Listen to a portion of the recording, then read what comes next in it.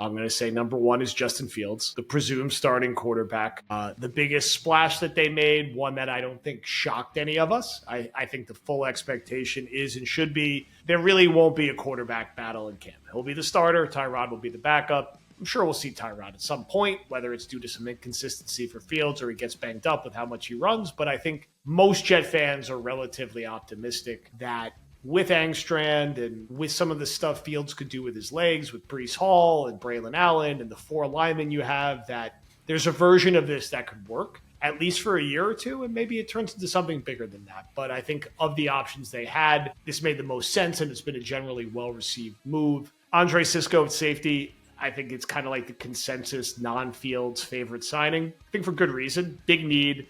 The style of football that he plays, I think, is the kind of player we expected the Jets to add under Aaron Glenn. 1 year deal, no real risk, but a guy who will immediately be the best safety they've had in a couple of years, and should be a perfect plug and play for just a spot that needs exactly what he does on the back end.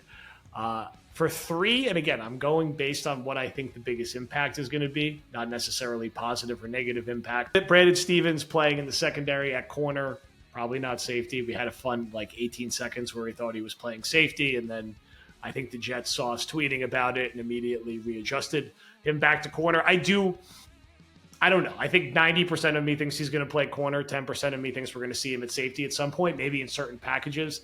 I've heard the whole he's always in the right spot. He just has no ball awareness. I guess the impact of that. We have that player, unfortunately, on the other side.